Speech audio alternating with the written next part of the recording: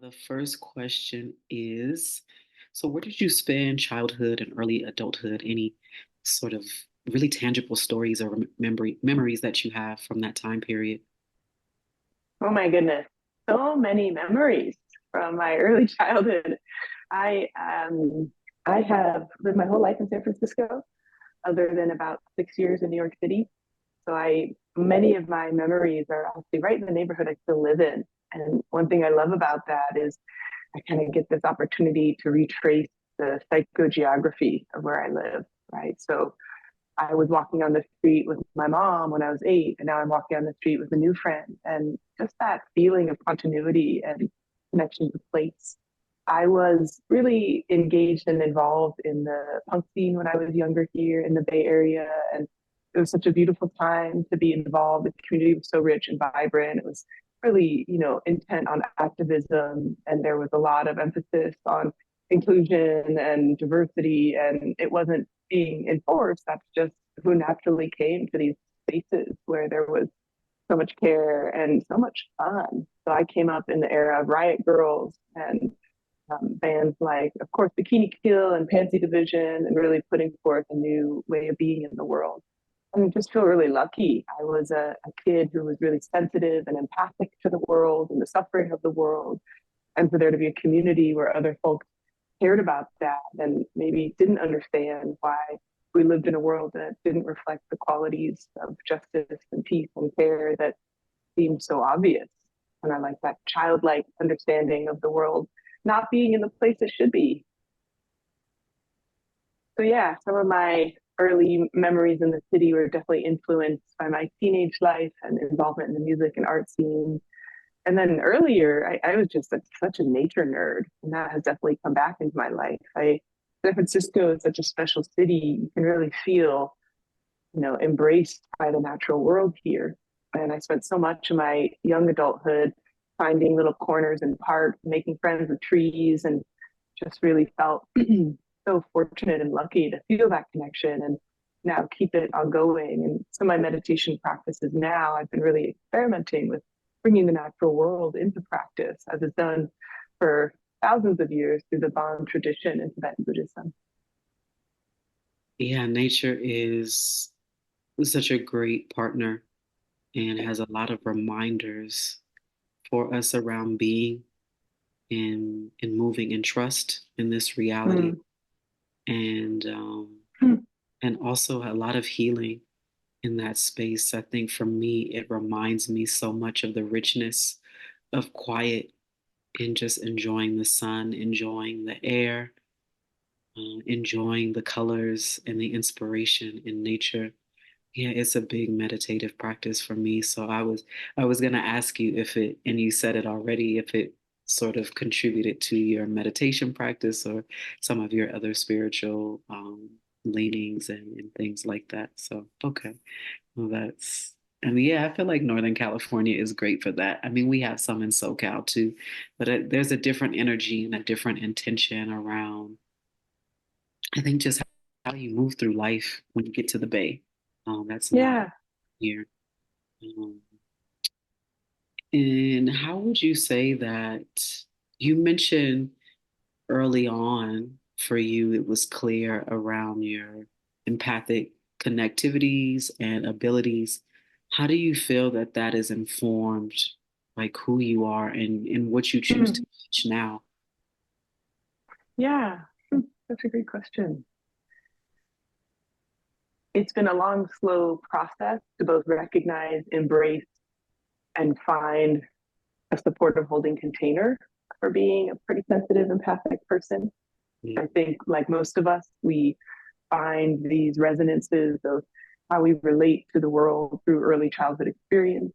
And, for me, tuning to my family, recognizing what was going on, it was just, it either was natural or that was the natural ability that was the most useful in the family that I was born in and grew up in. And then that became how I related to all parts of the world, right? I was very sensitive to what people were saying, their tone of voice, their facial expression. And then, my dad is the world leading expert on facial expression and emotion, right? So mm, it's like what part of it was my natural inclination and what part of it was, what I was growing up around and seeing. And that deep care and that commitment to social justice was also, my dad was very much involved early on in the civil rights movement and then the anti-war movements. My mom was in really deep relationship with women's rights and did a lot of policy work and advancement. So that, again, that was something I cared about and I grew up around. And so it made sense to me that I ended up as a social worker working in the front line and doing that work and really caring deeply about, supporting people in the moment. And in that time, when I was doing hands-on social justice work, I discovered an ability to be with my emotions like I was like the center of the wheel. So instead of like rolling around with my emotions, like as they were coming, like there they were, I was holding space for folks having the worst day or the last day of their life.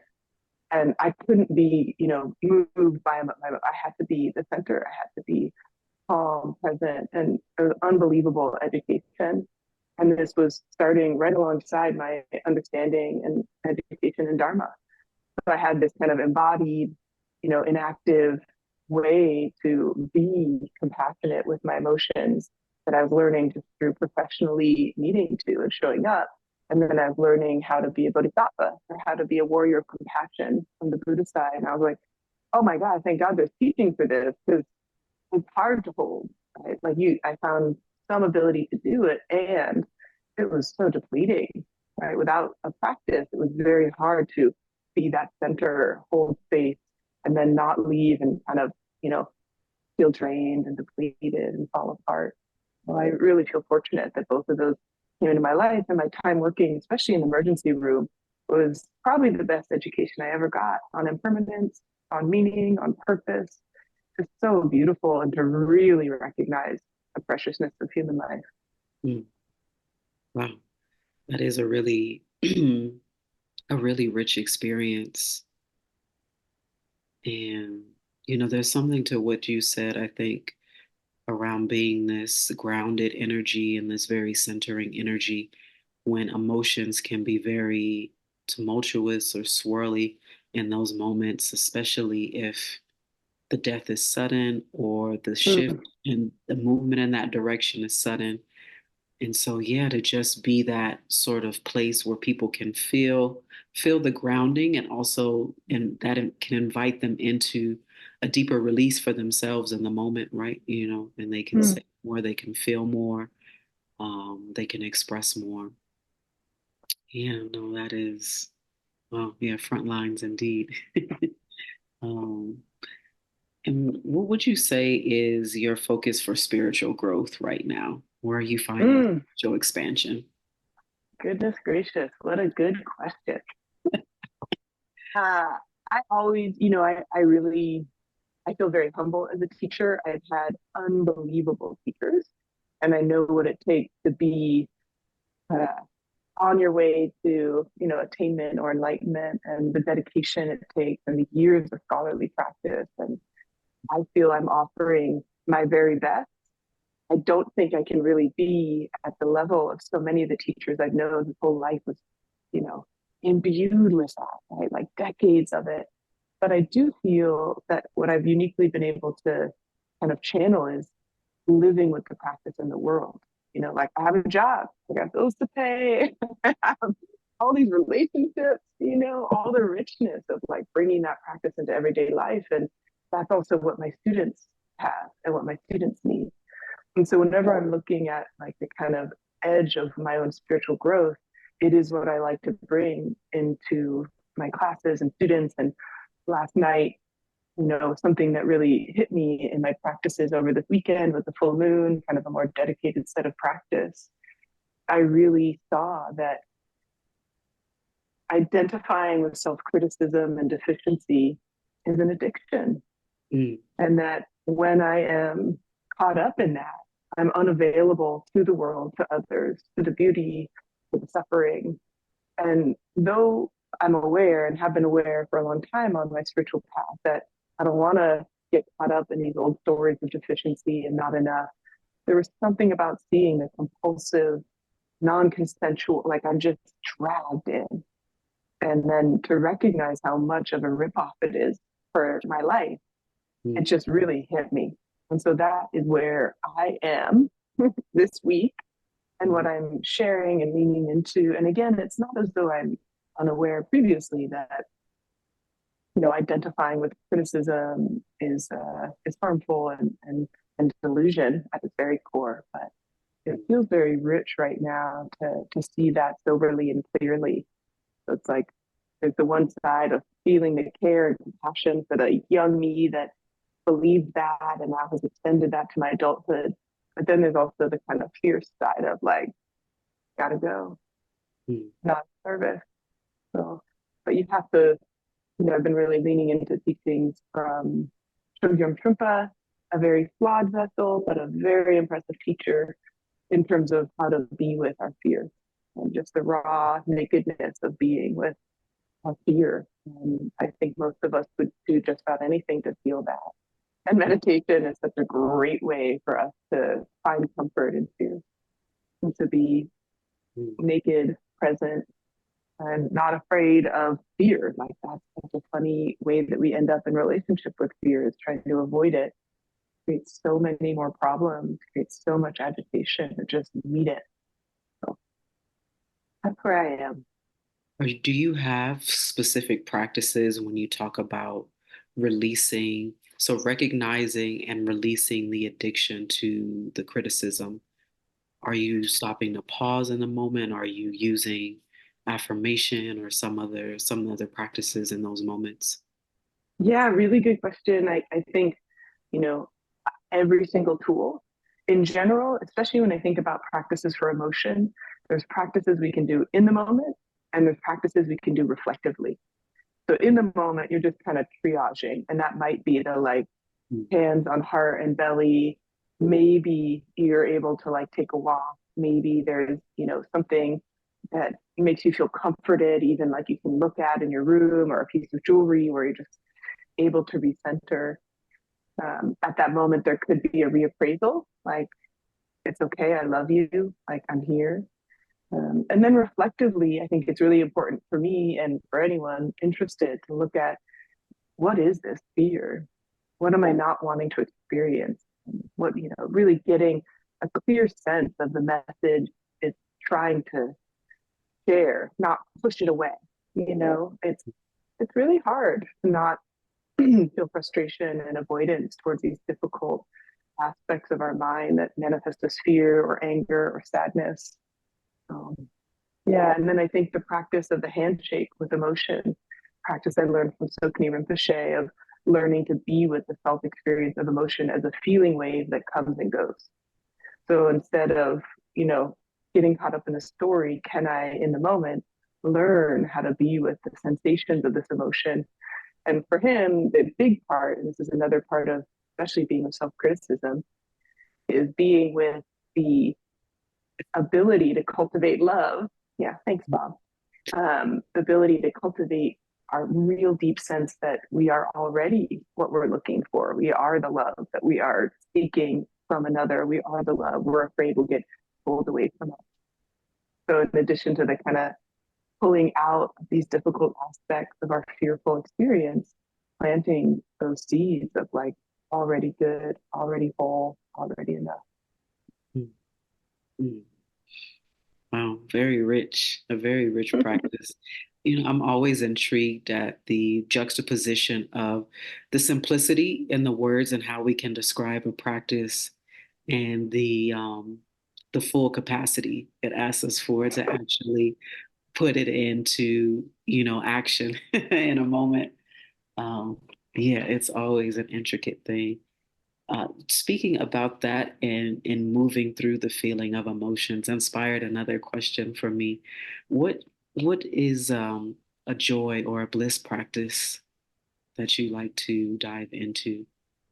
What brings you a lot of joy or a lot of laughter? Yeah, I mean, in my daily life, Mhm. um, my cats and surfing, very easy. Like, I You said think our pets surfing. are, yeah, Mhm. yeah, yeah. Like, for sure, my cats, like, I laugh out loud multiple times a day. Like, it's just, I love the freedom of their beingness, and they are just so just wild and wonderful, and I just rejoice in that. And yeah, I'm a surfer and such a dedicated part of my practice, and not the way people think, not because like it's so chill. Because here in Northern California, like it's gnarly, it's cold, it's crowded, the waves are big and they're like rough, and so I love laughing when I fall off a wave. And like, there's no way to look that cool surfing because at some point you fall, you like tussle, you miss it. And I just think that that just brings me so much joy, the kind of forced humility of the ocean. And I feel like he's like playing with you, like literally like, oh, pushing you back. Like, oh my God, okay. Um, so those are definitely ways I find a lot of joy in every day. And in meditation, I think this is such a natural byproduct of our practice is we just start to notice beauty and we start to notice joy, not even trying, because we're already becoming more sensitive and aware and we can just delight. And I love, Pema Chodron has taught that we don't need to save our compassion practice of Tonglen. They mean that like receiving the difficulty another has to offer and giving care like that practice. We can offer also, not only whatever is difficult, we can offer what is beautiful. So if we take in like a beautiful flower, we can offer that out for all beings. Mm. So make our rejoicing practice one that's just as like compassionate as our practice of, being with the difficulty in life. And I think that helps. I think meditation, people get a little too serious sometimes, Mhm. a little too stern, and it's far too important for it to be that serious, right? So I think it needs that joy, as you described. Mm. Indeed. Yeah. The lightness and meditation. I think the lightness in spiritual practice and lightness in living is a big thing that can often be overlooked. Yes, there are things that we want to be serious about, if you will, or really commit energy and time to. But there can also be a lightness, there can be a fluidity, there can be an ease. So, yeah. Well, I'm looking at the time. I have one more. It's Let's almost. do one more. All right, we'll do this one. This one You're is a great intended to be. interviewer. Oh, thank you. I appreciate that. This one is intended to be playful and funny. So wherever it Oh, takes yeah. you, Good. one of your most embarrassing moments. It can be anywhere. It can be teaching. It can be while you're surfing. It can be out walking down the street. Yeah. I mean, I think I'll just choose one recently, which is I have this little part of where I sit in my house when I do work. And I was on a call that was pretty important in my work life, like folks who are extremely higher up in where I work, and I was presenting, and it was a big deal to be able to have that opportunity to share my ideas on well-being. And the way we've set up our house entirely is around the cats, right? So they have like forks and tables, and I didn't even think about that I was sitting at this place where there's a little kitty shelf behind me, just about the angle of my head.